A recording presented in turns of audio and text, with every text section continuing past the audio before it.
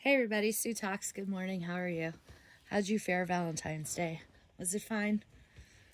Was it all the same stuff it always is?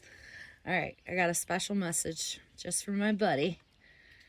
Somebody in my collective is having a tough time with raising kids. Hey man, you gotta make yourself a priority. If you're not good, your whole parenting situation is not going to be good, right?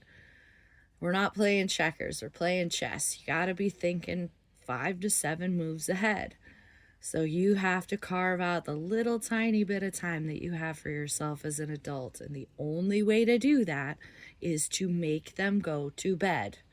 And I know sports are hard. So the nights that sports will happen, the the schedule for bedtime routine is going to be a little bit trickier. But it all comes down to warnings, okay? It's not, no, no, no, stop doing that. It's preventative, right? We think about what the plan is. You know the plan. So you just create the environment that the plan will be executed in. You're not the no man. You're the now we're doing this or this man. So making those inlaid choices, it's not no, no, no, stop putting cheese on the floor. It's, it, well, hopefully that doesn't happen at 11 o'clock at night when you're already outnumbered in a world of no's. Because if you say no, your kid's going to say no, and then just be prepared to fight. And you do not want to rely on anger to be your primary mode, because when you're not angry, you're going to be feeling sad that you felt angry when you were.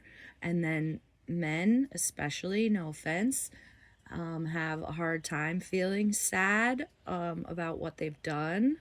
So guess what happens next? You feel anxious because your little brain is going, fuck, how am I going to stop it the next time it happens? I better feel anxious about doing it more angrily and more forcefully the next time.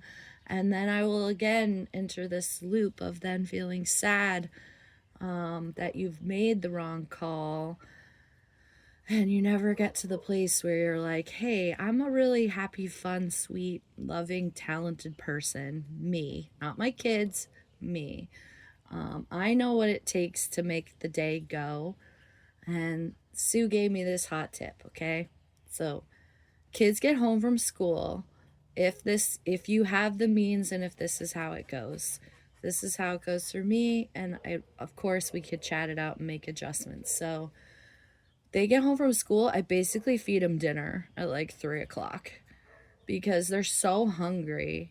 And then when dinner time rolls around, it's like, oh, it's dessert, right? It's like I already plied you with the fruits and the veggies and the good healthy stuff when you were famished after school. So then the next course of action is the evening is wearing on. And it's great to reset, especially in the fall. So all summer long, you're ticking up, ticking up, ticking up. Later, the bedtime goes. But if you stay consistent as close to the hour that it's like, okay, now you start giving them warnings. In 15 minutes, we're turning everything off. TVs, lights, we're cleaning up if you can get them to do that. It's not a mad, forceful thing. I'm going to do this. I'm going to pick up all oh gosh, it's so gross. I'll pick up all the cheese. Or at my house, it's like pieces of strawberry that were half eaten, or candy wrappers, or all the bits from a rice cake. I got like an easy to use vacuum cleaner so that it becomes fun for the kids to engage with the tools of cleaning.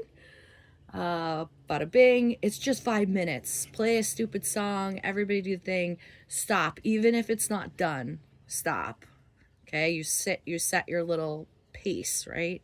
So you've done a little bit of cleaning. Now we're going to, you've already eaten, right? So it could be early. If it's a non-sports night, You can start this at 6. Okay, the goal is that they're asleep by 8. And I know that sounds insane if you're already working with a kid that goes to bed at 10. So you have to really explain to them. You know how dad gets mad and yells? We're working on a new plan where we're going to be happy together. You have a family meeting. You tell them point blank what you're going to do, what steps you're going to take. You make them part of the team, and you have a goal. And they can have choices inlaid. Which do you want to clean? You could just be in charge of your own socks, because I know your socks are all over the house, because that's just what kids do.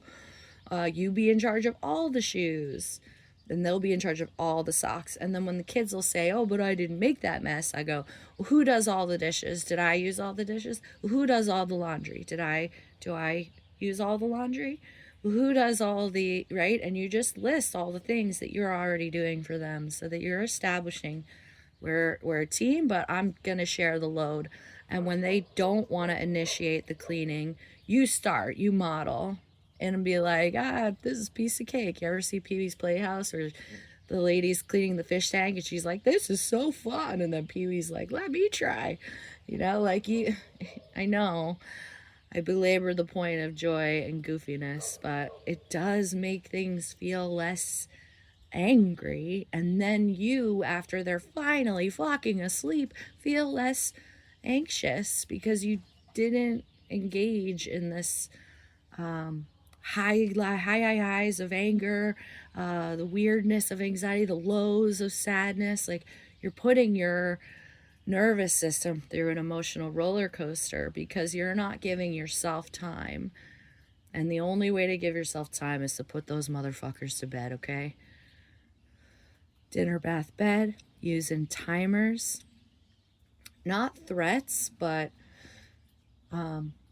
here's your choice. You can stay up another 15 minutes and not have TV tomorrow after school, or you can go to bed now and have TV after school. See how I made a consequence and a choice as an option?